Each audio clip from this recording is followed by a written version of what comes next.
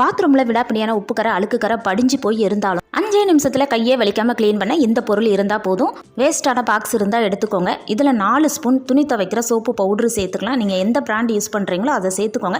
இது கூடவே 1 spoon soda உப்பு, அதாவது ஆப்ப சோடா சொல்லுவோம்ல, அது 1 ஸ்பூன் சேர்த்துக்கலாம். வினிகர் ஒரு 1/4 கிளாஸ் சேர்த்துக்கலாம். வினிகர் சேர்த்ததுமே மேல பொங்கி வரும். 1 ஸ்பூன் வச்சு நல்லா கலந்து விட்டுக்கலாம். தேவையான அளவு தண்ணியை சேர்த்துக்கலாம். இப்போ நமக்கு ஒரு மேஜிக்கான கிளீனிங் லிக்விட் ரெடி ஆயிருச்சு. பாத்ரூம்ல இந்த லிக்விடை நல்லா எல்லா பக்கமும் தெளிச்சு விட்டுக்கலாம். பாத்ரூம் பைப்பு டாய்லெட்லயும் இதை தெளிச்சு விட்டுக்கலாம். ஒரு ஸ்க்ரப்பர் வச்சு தேய்ச்சி விட்டுட்டீங்க அப்படின்னா விடாப்பிடியான உப்பு கரை அழுக்கு கரை எது இருந்தாலுமே போயிருங்க. நம்ம ரொம்ப அழுத்தம் கொடுத்து தேய்க்கையே வேண்டாம். லைட்டாக தேய்ச்சாலே போதும். இந்த லிக்விட் அந்த அளவுக்கு நல்லா க்ளீன் பண்ணி கொடுக்கும். இதுக்காக விலையுறந்த கெமிக்கல் கலந்த லிக்விடெல்லாம் வாங்கி பாத்ரூமை க்ளீன் பண்ணணும் அப்படின்னா எல்லாருக்குமே ஒத்துக்காது. நம்ம வீட்டில் இருக்க பொருளை வச்சே பாத்ரூமை நல்லா பளிச்சுன்னு க்ளீன் பண்ணிடலாம். இப்போ தண்ணி ஊற்றி காட்டுறேன் பாருங்க, பாத்ரூம் எவ்வளோ நல்லா பளிச்சுன்னு இருக்குது. இந்த பைப்பையும் தேய்ச்சிட்டு தண்ணி ஊற்றிட்டு காட்டுறேன். பைப்பு நல்லா புதுசு போல பல பலன்னு இருக்குது.